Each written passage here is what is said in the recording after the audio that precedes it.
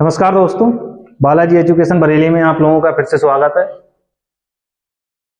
मैंने आप लोगों के लिए कल स्टोमच या अमाशय के बारे में बताया था। क्या अमाशय के बारे में बताया था बेटा? ठीक है, मैंने ही बताया था आपको। ये जे आकार का होता है। और ईसोफेगस के बारे में बताया था, फायरनेक्स के बारे में बताया था, फायरेक्स के बारे में यानी ग्रसनी के बारे में बेटा, ग्रसनी के बारे में बताया था, भोजन नली के बारे में बताया था आप लोगों को, और श्वास नली के बारे में बताया था। ग्रसनी क्या है बेटा? ग्रसनी एक कॉमन जगह है। क्या है? कॉमन प्लेस है। किसके लिए? ऑक्सीजन और भोजन दोनों के लिए। बुक्कल कैविटी मतलब मौखिक गुहा। जो मौखिक गुहा होती है वो कहाँ खुलती है? मौखिक गुहा बेटा जिस जगह खुलती है उसे ही ग्रसनी कहते हैं। ठीक है, किस जगह खुलती है? किस जगह, किसमें खुलती है? ग्रसनी में खुलती है। और इसमें ऑक्सीजन और भोजन दोनों आते हैं, इसीलिए इसे कॉमन प्लेस बोलते हैं। किसके लिए? ऑक्सीजन और भोजन के लिए। ठीक है बेटा, वहीं पर एक श्वास नली है और एक भोजन नली है। भोजन नली के ऊपर बेटा गुलिट होता है। गुलिट जो भोजन नली के लिए ढक्कन का काम करता है, मतलब इसके ऊपर ढक्कन लगा होता है। और यहाँ पर इपिग्लोटिस और ग्लोटिस नाम के दो ढक्कन होते हैं। जो किस पे होते हैं बेटा? जो होते हैं श्वास नली के ऊपर, सांस नली के ऊपर, ग्लोटिस और इपिग्लोटिस। ठीक है, ये दो ढक्कन होते हैं बेटा, ग्लोटिस और इपिग्लोटिस। ठीक है, ये बारी बारी से बेटा खुलते हैं और बंद होते हैं जिस प्रकार से हम सांस लेते हैं। तो ये सब अपने लोगों ने कल पढ़ा था। ठीक है, और उसमें मैंने स्टोमच जब आप लोगों को पढ़ाया था कि स्टोमच को 3 भागों में बांट रखा है बेटा, कार्डियक, फंडस और पायरोलिक यानी जठर निगम। ठीक है, वहीं पर मैंने आप लोगों के लिए एक ईसोफाइजियस स्प्रिंटर के बारे में बताया था बेटा, जो भोजन नलिका होती है। ठीक है, वो जब कनेक्ट होती है अमाशय से जाके तो वो बिल्कुल बंद जैसी नजर आती है, बिल्कुल बंद जैसी नजर आती है। इसे ईसोफेजियस स्प्रिंटर बोलते हैं। ठीक है, इसका काम बेटा ये होता है, जो पेट में भोजन होता है उसको दोबारा ईसोफेगस में आने से रोकती है। किसमें? भोजन को दोबारा ग्रास नली में आने से रोकती है। ठीक है, ठीक है, वेना कॉन्ट्रैक्टा देखा है आपने? ऐसे करके, इस तरह से होती है वो नली। ठीक है, इस तरह से ये बंद होती है। तो ये जो स्टोमच है इसके खाने को दोबारा ग्रास नली में आने से बेटा ये रोकती है। ठीक है, कल आपने ये देखा था। और मैंने आप लोगों को स्टोमच में रहने वाले 2 एंजाइमों के बारे में बताया था, जो प्रोटीन और दूध के पाचन में मदद कर रहे थे बेटा। वो क्या थे? वो थे पेप्सिन और रेनिन। रेनिन का काम क्या था बेटा? जो इन्फेंट बेबी होते हैं उनमें जो अपने दूध पीते हैं उस दूध के पाचन के लिए किसका यूज करते हैं? किस एंजाइम का बेटा? उसके लिए रेनिन का यूज किया जाता है। किसके लिए बेटा? रेनिन का, रेनिन का यूज होता है। और बेटा प्रोटीन के पाचन के लिए, प्रोटीन का पाचन कहाँ हो रहा है बेटा? पेट के अंदर हो रहा है, यानी कि अमाशय में, इसका स्टोमच में हो रहा है। अमाशय में बेटा इसका पाचन हो रहा है। इसके पाचन प्रोटीन किस में टूटेगा बेटा? पेप्टोन्स में टूटेगा, पेप्टोन्स में, पेप्टोन्स में टूटेगा। लेकिन ये कंप्लीट कन्वर्जन नहीं हुआ। ठीक है, ये कंप्लीट डाइजेशन नहीं कहलाता है। यहाँ पर कंप्लीट डाइजेशन बेटा छोटी आंत में जाके हो पाता है, छोटी आंत में जाके। तो अभी छोटी आंत के बारे में बेटा पढ़ेंगे। ये कंप्लीट कन्वर्जन नहीं, लेकिन अपने पेट की बात कर रहे हैं। पेट में जो प्रोटीन होता है वो किसमें? पेप्टोन्स में बेटा कन्वर्ट हो जाता है। किसकी हेल्प से बेटा? Pepsin, pepsin. ठीक है, ऐसे लिखते हैं पेप्सिन। ठीक है, पेप्सिन एंजाइम, पेप्सिन एंजाइम की बेटा मदद से किसमें कन्वर्ट हो जाता है? पेप्टोन्स में। ठीक है, ये अपने लोगों ने देख रखा था। और मैंने आप लोगों को बताया था कि जो मुख में भोजन का पाचन हो रहा है बेटा, वो टोटल पाचन का कितना हो रहा है? 30%। अब शेष पाचन बेटा किसमें होगा? पेट में होगा और छोटी आंत में। किसमें होगा बेटा? छोटी आंत में। शेष पाचन किसमें होगा? छोटी आंत में या और पेट में। तो अभी स्टोमच में कल मैंने आप लोगों को दिखाया ही था कि हमारी जो ईसोफेगस होती है वो कनेक्ट होती है स्टोमच से, ठीक है, और स्टोमच में जो एंजाइम होते हैं रेनिन और उसके बारे में मैंने आप लोगों के लिए डिटेल में बता रखा है। तो उसी से रिलेटेड एक क्वेश्चन है, ये बहुत अच्छा क्वेश्चन है, इस पे इंपॉर्टेंट लिख लेना। क्वेश्चन इस तरह से भी पूछ लिया जाता है, proteolytic enzymes present in stomach are, ठीक है, प्रोटोलिटिक एंजाइम प्रेजेंट है हमारे स्टोमच में किस लिए, ठीक है, कौन कौन से जो प्रोटोलिटिक एंजाइम है प्रेजेंट है इन स्टोमच में, कौन कौन से एंजाइम्स, यानी कि जो प्रोटोलिटिक एंजाइम्स हैं कौन कौन से हैं स्टोमच में हमारे, सिर्फ ये बताना है। बताइए बेटा कौन कौन से प्रोटोलिटिक एंजाइम है। प्रोटोलिटिक का मतलब जानते हो बेटा, मैंने सिर्फ इस वर्ड के मारे ही क्वेश्चन लिखा है, इस वर्ड के लिए कभी कभार पूछ लिया था, ये सीजीएल का क्वेश्चन है बेटा, सीजीएल का क्वेश्चन कभी नया नहीं आता, ठीक है, नया हो जीएस में हमेशा पूछा हुआ क्वेश्चन मिलेगा आपको एग्जाम्स में, ठीक है, यूपी पुलिस में तो ज्यादातर आप लोगों ने जो क्वेश्चन देखे होंगे वो पूछे हुए ही मिलेंगे किसी ना किसी एग्जाम में। सीजीएल में बेटा ये क्वेश्चन पूछा गया प्रोटोलिटिक। प्रोटोलिटिक का मतलब क्या है बेटा, प्रोटो का मतलब प्रोटीन और लिटिक का मतलब बेटा लिटिक लिया गया है लाइसिस से, और लाइसिस का मतलब होता है प्रोटीन को तोड़ना, ठीक है, प्रोटीन लिसिस, हाइड्रोलिसिस सुना है ना, तो हाइड्रोलिसिस या प्रोटीन लिसिस बेटा, तो प्रोटीन को तोड़ने वाला। प्रोटीन बेटा कैसे डाइजेस्ट हो रहा है, डाइजेशन का मतलब टूटना, उसकी बेसिक यूनिट में कन्वर्जन कौन कौन कर रहा है बेटा, प्रोटीन को, पेप्सिन प्रोटीन है बेटा, हाँ है, रेनिन है, क्या ट्रिप्सिन है या मैं, ट्रिप्सिन मैंने आप लोगों को पढ़ाया है क्या, जय ट्रिप्सिन बताइए, ट्रिप्सिन क्या मैंने आप लोगों के लिए पढ़ाया है अभी, नहीं ना, तो ट्रिप्सिन की तो बात ही नहीं हो रही है, तो इसे ना करेंगे। और जो ऑप्शन डी है, कभी कभार क्या होता है ना, बच्चे सिर्फ ऑप्शन पढ़ लेते हैं, ठीक है, जो बहुत जल्दी में रहते हैं, जिन्हें अपनी बाबू सोना को बात भी करनी है ना, वो कभी कभार क्या रहता है ना, वो बाबू सोना से बात करने के चक्कर में क्वेश्चन ही जल्दी से पढ़ा, अरे proteolytic enzyme present in the stomach are pepsin करके चले गए, क्योंकि उन्हें बाबू सोना के लिए भी टाइम निकालना है, वो नीचे ऑप्शन तक पहुंचे ही नहीं, ठीक है ना, बी पढ़ा उन्होंने। अब यहाँ पर पेप्सिन भी सही है, रेनिन भी सही है, ठीक है, लेकिन ऑप्शन डी है बेटा, बोथ ए एंड डी, ठीक है। आप लोगों ने जो देखा होगा, जो छात्र ज्यादा गलतियां करते, मतलब जो जल्दी करते हैं ज्यादा, ठीक है, वीडियो का एग्जाम हुआ था, कई स्टूडेंट्स मुझे ऐसे मिले, ठीक है, एक क्वेश्चन था, वो 1 दिसंबर शायद 26 की सेकेंड शिफ्ट थी, उसमें पूछा गया था कि जो एड्स दिवस है उसके लिए टीकाकरण दिवस कब होता है, ठीक है, उसमें बेटा शायद ए ऑप्शन था, अधिकांश जो सेट था उसमें ए नंबर पे लिख रखा था 1 दिसंबर, ठीक है, वो सिर्फ गलत करवाने के लिए लिख रखा था, क्योंकि उन्हें पता था कि बेवकूफ बैठे हैं, तुम लोग बेवकूफ हो और बनोगे, उनके जाल में फंस गए तुम, क्योंकि उन पेपर अच्छा था, जो करंट थी वो बहुत अच्छे लेवल की थी, जो करंट थी वो पीसीएस को मैच कर रही थी, ठीक है, कोई डाउट नहीं है, पीसीएस बहुत अच्छे लेवल की थी। जो लोग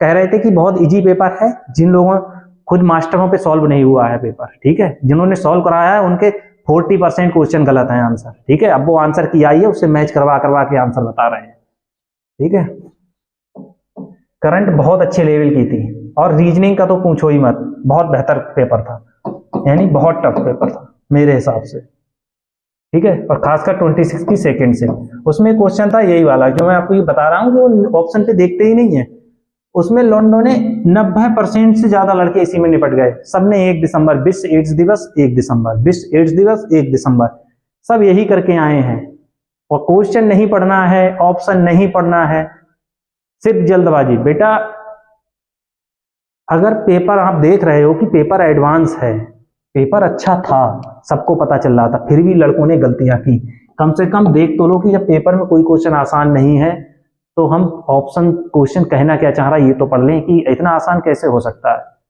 इसी बात से तो निर्णय ले सकते थे ना कि इतना आसान क्वेश्चन कैसे आ सकता है सर, ठीक है, पेपर देख के तो अनुमान लगाया जा सकता था ना, तो सब लड़के 90% से ज्यादा लड़के इसी में निपट गए।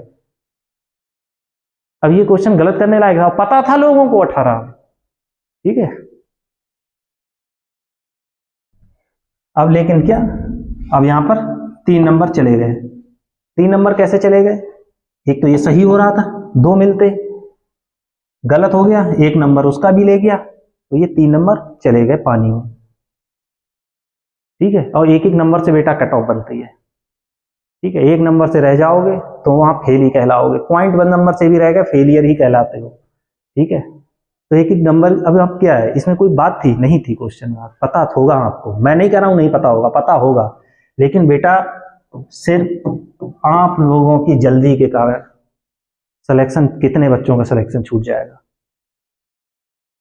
ठीक है, वैसे भी ये शिफ्ट टफ थी, नॉर्मलाइजेशन का पता नहीं होगा नहीं होगा। ठीक है, क्वेश्चन पेपर टफ था तो ऐसे सरल क्वेश्चन तो आप गलत ना करते ना, तो यही तो ठीक है, अब बात करते हैं क्वेश्चन की तरफ लौटते हैं। ठीक है, ये मैंने आप लोगों को जो बताया ये बिल्कुल बेटा ध्यान से पढ़ने वाली चीज है। ठीक है, तो इसमें बेटा ऑप्शन डी होगा। ठीक है, ऑप्शन डी यानी पेप्सिन और रेनिन। क्या है रेनिन की तरह दूध प्रोटीन ही तो है, दूध में जो मैं बात बता रहा हूँ। ठीक है, तो ये ए और बी यानी प्रोटोलिसिस, प्रोटीन को तोड़ना।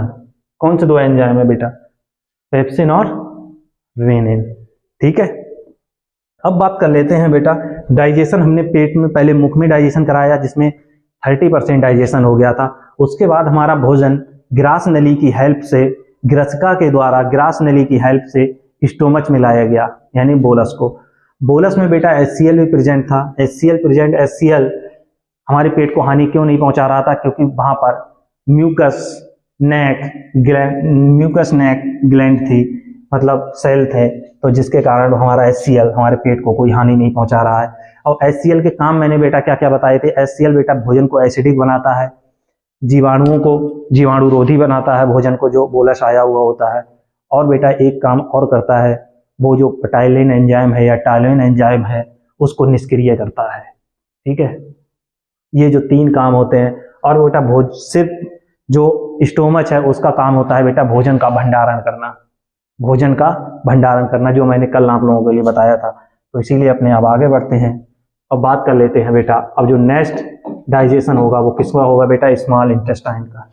स्मॉल इंटेस्टाइन में यानी छोटी आंत में। किसमें होगा बेटा, छोटी आंत, स्मॉल इंटेस्टाइन। 30% बेटा मुख में हो चुका है डाइजेशन, उसका कुछ भाग स्टोमच में हो चुका है डाइजेशन। स्टोमच के बाद बेटा कहाँ आ जाएगा, छोटी आंत, स्मॉल इंटेस्टाइन, स्मॉल इंटेस्टाइन। ठीक है बेटा, स्मॉल इंटेस्टाइन में। अब स्मॉल इंटेस्टाइन में बेटा आने के लिए सबसे पहले क्या होता है, ये जो आप देख रहे हैं ये क्या है, जी आकार का स्टोमच है यानी आमाशय है। अब ये जो आमाशय है, यहां पर आमाशय कनेक्ट किससे है, आमाशय जिस चीज से कनेक्ट है वो क्या कहलाती है, स्मॉल इंटेस्टाइन। आमाशय किससे कनेक्ट है, स्मॉल इंटेस्टाइन से बेटा। और जो स्मॉल इंटेस्टाइन है, स्मॉल इंटेस्टाइन है, इसको 3 भागों में बांट रखा गया है। 3 भाग कौन कौन से हैं बेटा, 3 भाग जो आपको स्क्रीन पर दिख रहे होंगे, मैं दिखाता हूं आपको। ये जो स्मॉल इंटेस्टाइन है बेटा, यहां से लेके यहां तक जो आपको ये कलरलेस और ये जो येलो कलर का दिख रहा है,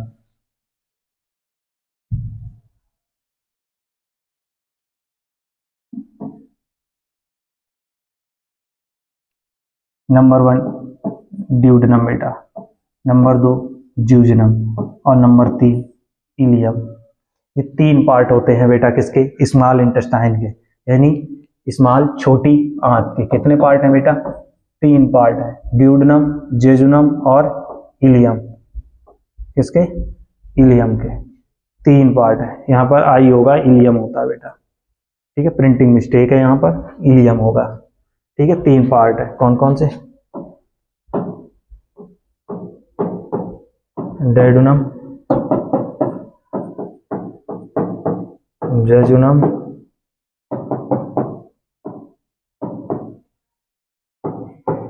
और इलियम। ये 3 पार्ट हैं, डेडुनम, जेजुनम और इलियम। ठीक है, अब इनके बारे में बेटा पढ़ते हैं। पहले तो इस इंटेस्टाइन के बारे में पता करते हैं कि बेटा ये काम क्या करता है। ठीक है, इसमें कैसे करके ये डाइजेस्ट करता है फूड को। It is the small intestine is the longest part of the elementary kanal. Elementary कनाल के बारे में मैंने आप लोगों को बता रखा है। एलिमेंट्री कनाल बेटा 9 मीटर की होती है। ये भी एक ईश्वर का करिश्मा है। मैंने बताया था कि 6 फुट के आदमी के अंदर 9 मीटर की एलिमेंट्री कनाल है। 9 मीटर की एलिमेंट्री कनाल है और इसी एलिमेंट्री कनाल में बेटा भोजन का पाचन होता है। किसका? भोजन का पाचन बेटा कहाँ हो रहा है? पूरी एलिमेंट्री कनाल में हो रहा है। ठीक है, वो भी डिफरेंट पार्ट्स के थ्रू, जो अंग हैं उनके थ्रू अकॉर्डिंग। ठीक है, अब उसी एलिमेंट्री कनाल का जो सबसे बड़ा हिस्सा होता है बेटा वो क्या कहलाता है? स्मॉल। सबसे ज्यादा हिस्सा कौन कवर कर रहा है? स्मॉल इंटेस्टाइन का। तो फिर आप लोगों के लिए सर एक क्वेश्चन आता है कि सर आप बोलोगे ये स्मॉल क्यों है? अरे स्मॉल है ना, स्मॉल इंटेस्टाइन। बेटा स्मॉल का अर्थ क्या है? छोटा। और छोटा का बड़ा अपोजिट क्या होता है? बड़ा। तो छोटा और स्मॉल बोला ना, छोटा बड़ा कैसे होगा बेटा? साइज के अकॉर्डिंग। जो मैं यहाँ आपको ये 6.25 मीटर मैंने लिखा है कि इसका जो लेंथ होती है वो 6.25 मीटर होती है। ठीक है, ये क्या है? ये लंबाई दिखा रहा है। लंबाई का अपोजिट क्या होता है? चौड़ाई। लंबाई और चौड़ाई से हम उसको बड़ा या छोटा नहीं मान सकते। ठीक है, हम बड़ा या चौड़ा किस बेसिस पे मानते हैं?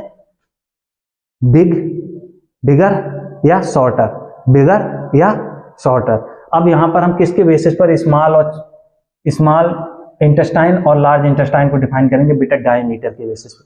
किसके बेसिस पे? डायमीटर के बेसिस पे। जिसका डायमीटर बड़ा वो लार्ज और जिसका डायमीटर छोटा वो क्या है? स्मॉल। ठीक है, लेंथ तो बेटा स्मॉल इंटेस्टाइन की सबसे ज्यादा है क्योंकि ये पूरी एलिमेंट्री कनाल का 75% भाग तो यही कवर कर रहा है। 6.25 मीटर लेंथ होती है इसकी। कितनी बेटा? 6.25 मीटर। ठीक है, बॉडी कितने की है बेटा? बॉडी मात्र 6 फीट की है। ठीक है, और ये 6.25 मीटर है। ठीक है, डायमीटर कितना होता है? इसका डायमीटर होता है 2.5 सेंटीमीटर। ठीक है, ये पूछ लिया जाता है जितने भी वनडे एग्जाम होते हैं यूपी पुलिस, उनमें खासकर ये क्वेश्चन पूछ लिया जाता है कि जो स्मॉल इंटेस्टाइन है या छोटी आंत है उसकी लंबाई कितनी होती है। तो आपको इसी से मिलता जुलता ऑप्शन मिलेगा 6.25 मीटर। एक्यूरेट वैसे इतनी ही होती है 6.25, लेकिन वेरिएशन कर जाए तो 6.5 से लेके मतलब 6 से लेके 6.5 के बीच में आपको ऑप्शन मिल जाएगा। ठीक है, ये और इसका डायमीटर कितना है बेटा? 2.5 centimetre. 2.5 centimetre. It extend from the pylorus of the stomach and ileocecal junction. Ileocecal junction पता क्या होता है? Ileocecal junction.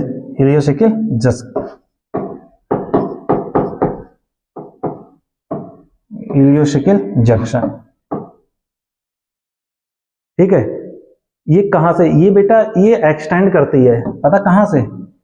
ये जो जठर, आप लोगों ने, मैंने जब स्टोमच पढ़ाया था आप लोगों के लिए तो वहां पर जठर निगम पढ़ाया था, पाइलोरी जठर निगम। ठीक है, जठर निगम पढ़ाया था। उसी जठर निगम से बेटा जब सबसे लोअर पार्ट है स्टोमच का क्या है? जठर निगम। तो जठर निगम से क्या होता है? जो पाइलोरस है ये उसी के एक जंक्शन होती है, मतलब जहां से कनेक्ट होता है क्या? ड्यूडेनम कनेक्ट होती है बेटा इससे, पाइलोरस से। ठीक है, इससे कनेक्ट होती है तो उसे क्या बोलते हैं बेटा? पाइलोरस। ठीक है, और कहां तक होती है बेटा? इलियोसिकल जंक्शन तक। और बेटा ये इलियोसिकल जंक्शन क्या है? इलियोसिकल जंक्शन क्या होती है? ये वह जंक्शन है जहां पर कनेक्ट क्या करता है? जहां पर ये बेटा स्मॉल इंटेस्टाइन लार्ज इंटेस्टाइन से कनेक्ट होता है। क्या? लार्ज इंटेस्टाइन स्मॉल इंटेस्टाइन से कनेक्ट होता है, उसको क्या बोलते हैं बेटा? Ileocaecal junction. क्या बोला बेटा? Ileocaecal junction. Ileocecal junction. और यहीं पर बेटा क्या होता है? यहीं पर वर्मीफॉर्म क्या होता है? चलो उसको बताऊंगा मैं, ठीक है, सही से जब आएगा।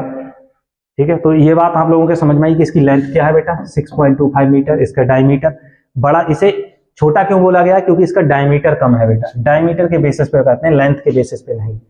2.5 मीटर, ठीक है। और ये लॉन्गेस्ट है पार्ट है एलिमेंट्री कनाल का इसमें, ठीक है। और ये कहाँ कहाँ से होती है? ये बेटा स्टोमच के पाइलोरस ज्वाइंट से लेकर, जंक्शन से लेकर इलियोसिकल जंक्शन तक फैली हुई होती है, ठीक है। ये हमने इसके बारे में पढ़ा, ठीक है। अब देखते हैं इसका काम क्या है बेटा, इसमें काम क्या चल रहा है। इसमें complete digestion of the food होता है बेटा, कंप्लीट डाइजेशन हो जाता है किसमें? क्वेश्चन पूछा जाएगा कि भोजन का कंप्लीट डाइजेशन कहाँ पूरा हो जाता है, मतलब कंप्लीट डाइजेशन कहाँ हो जाता है? तो आंसर देना है बेटा क्या? स्मॉल इंटेस्टाइन में। कई एग्जाम में पूछा गया है ये, कई बार एग्जाम में नहीं, ये मुझे लगता है अधिकांशतः पूछा जाता है, रेलवे हो, पुलिस के एग्जाम्स हो किसी भी स्टेट का या फिर एसएससी के थ्रू, ठीक है। सब अधिकांशतः पूछा जाता है कि complete digestion of the fluid किस जगह होता है बेटा? कहाँ होता है? स्मॉल इंटेस्टाइन में, ये याद रखना, part of the small intestine, ठीक है। अब बात कर लेते हैं स्मॉल इंटेस्टाइन के पार्ट्स के बारे में। स्मॉल इंटेस्टाइन को बेटा 3 भागों में बांट रखा है, 3 भागों में बांट के रखा है। सबसे पहले कौन सा है? ड्यूडेनम। कौन सा है? ड्यूडेनम। ड्यूडेनम के बारे में आप लोगों को डायग्राम दिखाता हूं। ड्यूडेनम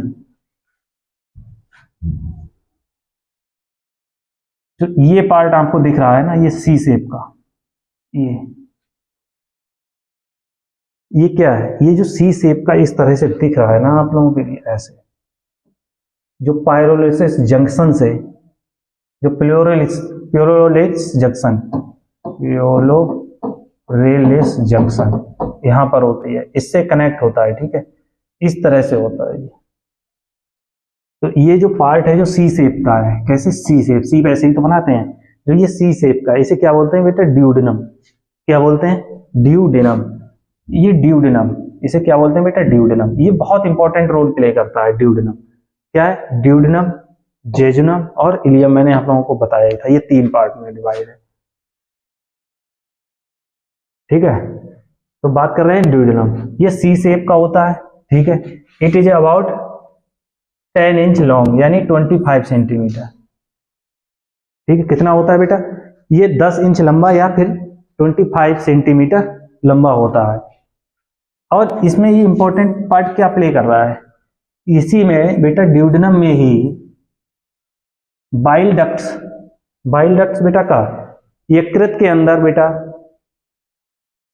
ठीक है, यकृत के अंदर ब्लूबर्डिन, ठीक है, नाम के एंजाइम्स, ठीक है, सीक्रेट होते हैं और गाल ब्लेडर में उपस्थित हो जाते हैं, इकट्ठे हो जाते हैं आके, ठीक है। यकृत के अंदर बनेंगे, लीवर में बनेंगे, इकट्ठे कहाँ होंगे? जब ग्लैंड पढ़ाऊंगा बेटा तो सब कुछ बताऊंगा आप लोगों के लिए। ग्लैंड्स, क्योंकि यकृत क्या है बेटा? लार्जेस्ट ग्लैंड है। तो जब भी इंडोक्राइन और एक्सोक्राइन ग्लैंड के बारे में अपने लोग पढ़ेंगे तो मैं आप लोगों को कंप्लीट डिटेल में पढ़ाऊंगा कि इंडोक्राइन ग्लैंड क्या है और एक्सोक्राइन ग्लैंड क्या है, इसमें कौन कौन से ग्लैंड्स आती हैं। लीवर क्या है? लार्जेस्ट ग्लैंड है ना, तो ग्लैंड में जब पढ़ूंगा तो अपने आप लोगों को पढ़ाऊंगा मैं, ठीक है। अभी बस इतना लेगी, बाइल डक्ट, ठीक है। बाइल डक्ट, पैनक्रियाज डक्ट बेटा, पैनक्रियाज अग्नाशय डक्ट, अग्नाशय की जो डक्ट होती है, क्या ये अग्नाशय भी तो बेटा एक ग्लैंड ही है ना, ये तो मिक्सचर ग्लैंड बोली जाती है, मिक्स ग्लैंड। ये इंडोक्राइन और एक्सोक्राइन दोनों के काम करती है। ये इंडोक्राइन किस लिए है? ये इंडोक्राइन इसलिए है कि ये शुगर लेवल को मेंटेन करती है। मैं आप लोगों को सब बताऊंगा ये शुगर लेवल को कैसे मेंटेन करती है, इस कारण ये इंडोक्राइन है, ठीक है।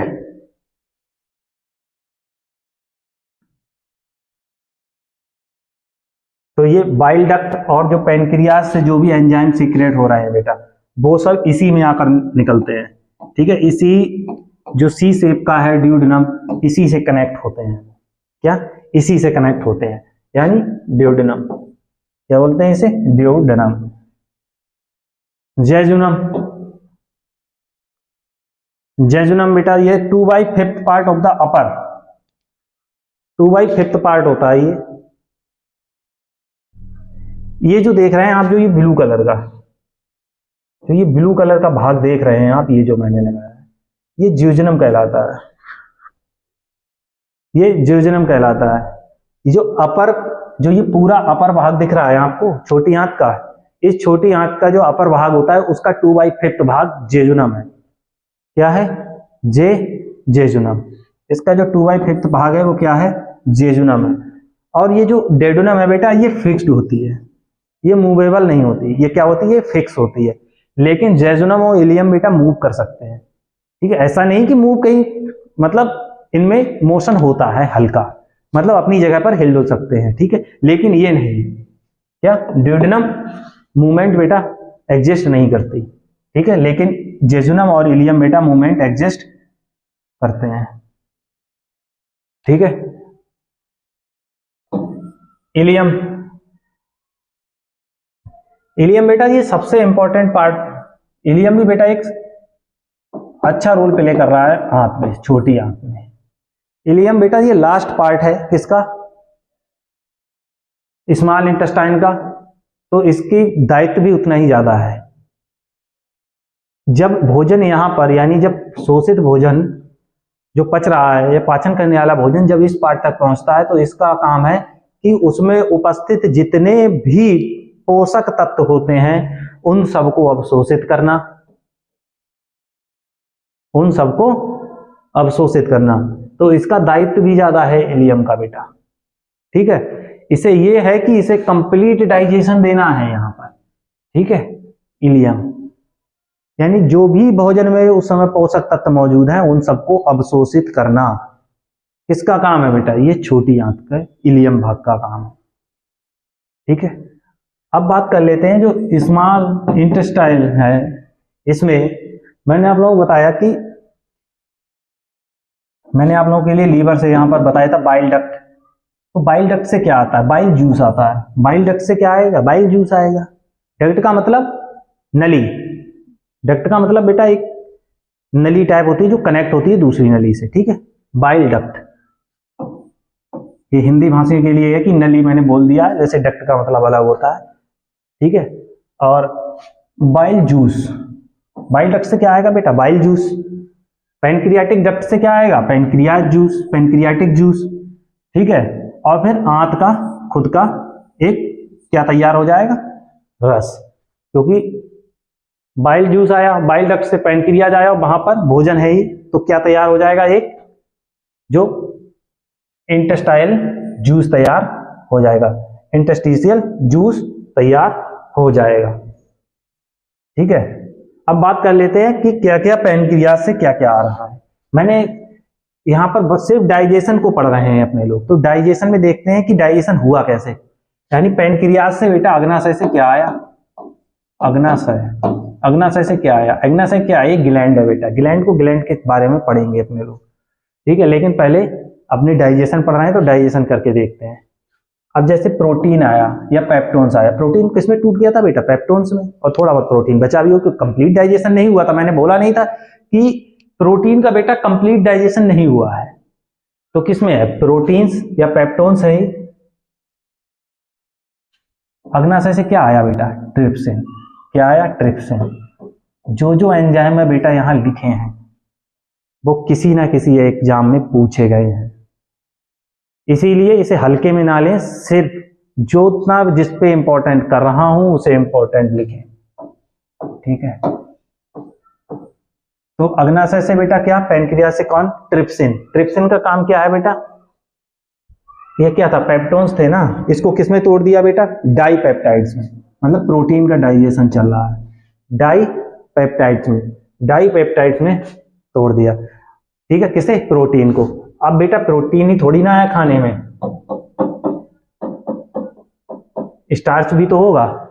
अरे कार्बोहाइड्रेट भी तो है बेटा, पॉलीसैकेराइड। कार्बोहाइड्रेट का जटल क्या है बेटा? Starch, polysaccharide. ये किस में टूट गया था बेटा? एमाइलेज बेटा, सिलेब्री एमाइलेज पड़ा था ना मुंह के अंदर सिलेब्री एमाइलेज पड़ा था ना बेटा। उसने किस में तोड़ दिया था? इसमें डाइसैकेराइड माल्टोज में तोड़ दिया था ना बेटा। माल्टोज में तोड़ा था ना, फिर माल्टोज ग्लूकोज दो खंडों में टूट गया था। ठीक है, डाइसैकेराइड है ना। अब ये डाइसैकेराइड क्या है बेटा? पढ़ोगे नहीं तब कुछ नहीं कर पाओगे। डाइसैकेराइड, पॉलीसैकेराइड और मोनोसैकेराइड सिर्फ मेरे बोलने से नहीं आपकी समझ में सिलेक्शन होगा, आप लोगों को पढ़ना भी पड़ेगा। ठीक है। अब डाइसैकेराइड माल्टेज में टूट गया, माल्टेज क्या होगा बेटा, माल्टोज, ठीक है। अब ये माल्टोज किस में टूटेगा, ग्लूकोज, ग्लूकोज के 2 अणु में टूट जाएगा ना, ठीक है। तो स्टार्च का बेटा कैसे हुआ, एमाइलेज के साथ। अब भोजन में प्रोटीन थी, स्टार्च था यानी कार्बोहाइड्रेट थे, बेटा फैट भी तो होगा, फैट भी है सर जी। तो फैट के लिए बेटा क्या आया, लाइपेज, फैट के लिए क्या आया बेटा, लाइपेज।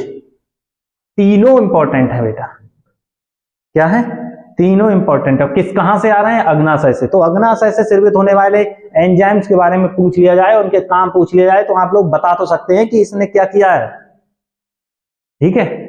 ये प्रोटीन का कर रहा है सर डाइजेशन, पॉलीसैकेराइड स्टार्च का सर एमाइलेज कर रहा है, फैट का सर लाइपेज कर रहा है। तो पूछ लेगा ना फैट का सर, फैट के डाइजेशन के लिए कौन सा एंजाइम चाहिए होता है, कौन सा चाहिए होता है बेटा बताओ, लाइपेज ना।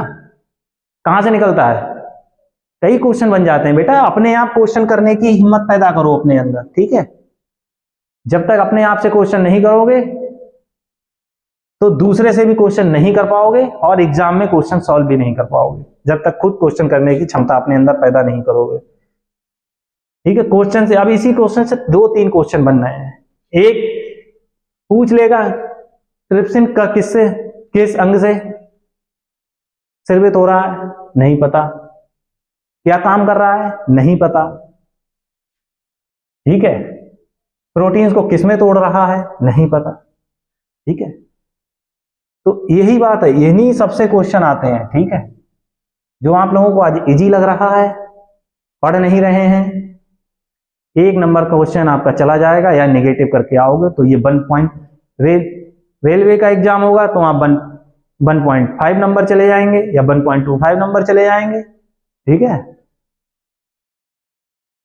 और जो लोग सही करके आएंगे वो आपसे 1.25 नंबर आगे हो जाएंगे, ठीक है। आप करके तो जरूर आओगे क्योंकि आपको नेगेटिव भी तो देना होगा ना। तो ये फैट के बेटा किसके, फैट के डाइजेशन के लिए किसका, लाइपेज का, ठीक है। और लाइपेज बेटा फैट किस में टूटा, मैंने बताया था ना, ग्लिसराइड, डाइग्लिसराइड में टूट जाएगा। और डाइग्लिसराइड बेटा किस में टूट जाएगा, फैट किससे बना है बेटा, ग्लिसरॉइड से, मैंने बताया था ना फैट। तो डाइग्लिसराइड बेटा किस में टूट जाएगा, मोनोग्लिसराइड में, मोनोग्लिसराइड में। तो ये सब बेटा कहां पर, ये सब जो ये पैनक्रियाजिक डक्ट होती है उसके थ्रू ये सब आते हैं। ट्रिप्सिन आया उसी के थ्रू एमाइलेज आया और उसी के थ्रू लाइपेज आया, और ये सब भोजन के साथ आकर मिल गए और इन सब ने भोजन को, जो जटिल पदार्थ था उसको किस किस में तोड़ा बेटा, डाइपेप्टाइड्स में, डाइसैकेराइड में और मोनोग्लिसराइड में, ठीक है। अब भोजन बेटा बेसिक यूनिट में कन्वर्जन हो गया है। अब उसका जो अब पोषक तत्व बचे हैं जो भोजन के, वो मैंने आपको क्या बताया कि भोजन के पोषक तत्वों को अवशोषित करने का काम किसका है, छोटी आंत के कौन से भाग का, इलियम का बेटा। इलियम का इसीलिए बोलते हैं कि जो सबसे बाद में है वो सबसे महत्वपूर्ण काम कर रहा है कि कोई भी पोषक तत्व बेकार न जाए, इसीलिए इलियम उन सबको अवशोषित कर लेता है, ठीक है, इलियम। अब आगे बढ़ते हैं बेटा, यहां पर अब देखते हैं जो डाइपेप्टाइड्स थे उसकी बेसिक यूनिट क्या थी बेटा, अमीनो एसिड में कन्वर्ट हो गए। अब मैंने जो आप लोगों को बोला था ना, माल्टोज किसमें, ग्लूकोज के 2 भागों में टूट गया था ना। अरे यही तो बोल रहा हूं मैं इतनी देर से आप लोगों के लिए। एमाइलेज था, एमाइलेज किसमें टूटा बेटा, डाइसैकेराइड क्या है, माल्टोज है ना। अब माल्टोज किसमें टूटेगा बेटा, डाइसैकेराइड का एग्जाम्पल बता लिखाया है मैंने, किसमें टूटेगा बेटा, ग्लूकोज क्या है, एनर्जी की बेसिक यूनिट है, ठीक है। एनर्जी की क्या, बेसिक यूनिट। अरे एनर्जी के लिए क्या चाहिए होगा, ग्लूकोज चाहिए होगा ना, ठीक है, ग्लूकोज चाहिए होगा। और यही ग्लूकोज ग्लूकेगॉन की फॉर्म में कहां एकत्रित होता है, हमारे लीवर के अंदर। जब अगर हम कहीं पर व्रत हैं और फास्ट हैं हम, और हम खाना नहीं खाते हैं, तो हमारे शरीर में एनर्जी क्या हो रही है, यही ग्लूकेगॉन कन्वर्ट हो जाता है ग्लूकोज में by the help of liver, ठीक है। फिर ये एनर्जी देता है, ठीक है बेटा, यही साइकिल है। क्यों, ये कब स्टोर हो, ये ग्लूकेगॉनिक फॉर्म में कब स्टोर हो गया, जब हम आवश्यकता से अधिक ग्लूकोज या माल्टोज इनटेक कर लेते हैं, तब ये ग्लूकेगॉन की फॉर्म में लीवर के अंदर स्टोर हो जाता है, ठीक है। ये बहुत भगवान ने जो भी बनाया है बॉडी, ठीक है, वो सब कुछ सोच के साइंस के अकॉर्डिंग बनाई है, ठीक है, साइंस भी भगवान से ही मिली है, ठीक है।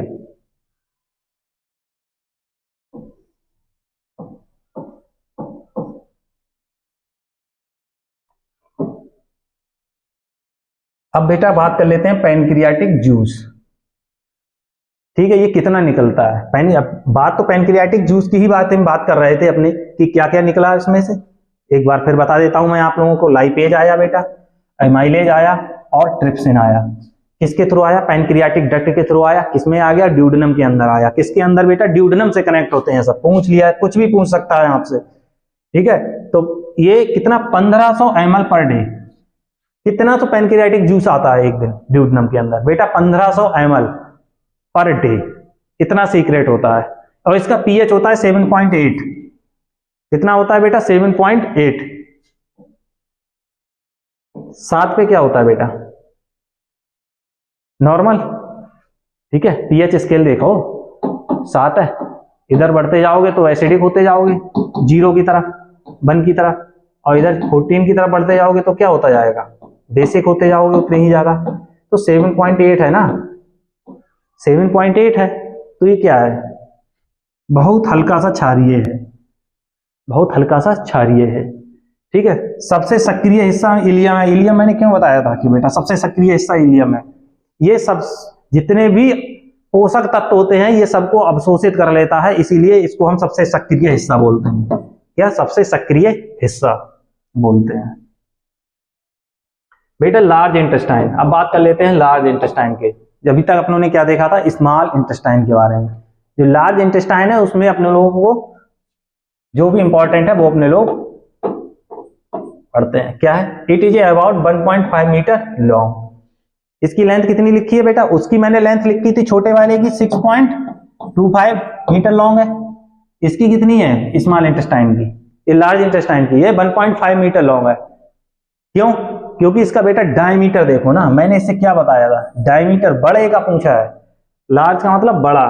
कैसे? डायमीटर बेसिस पे, ठीक है। मतलब उसका जो व्यास होगा, डायमीटर मतलब व्यास बेटा, व्यास हिंदी वालों में, ठीक है। उसका जो व्यास है, डायमीटर है, वो कितना है? 6 सेंटीमीटर। और उसका कितना था?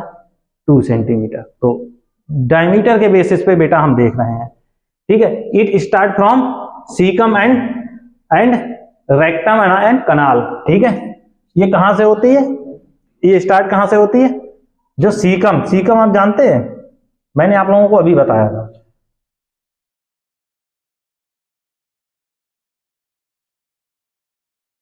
सीकम स्टार्ट कहां से होती है? ये सीकम से, ठीक है। ये जो भाग कहलाता है ये कहलाता है सीकम, ठीक है। स्टार्ट होती है सीकम से, ठीक है। और एंड होती है बेटा अनल पर, ठीक है। अनल पर या रेक्टम पे जाके, ठीक है।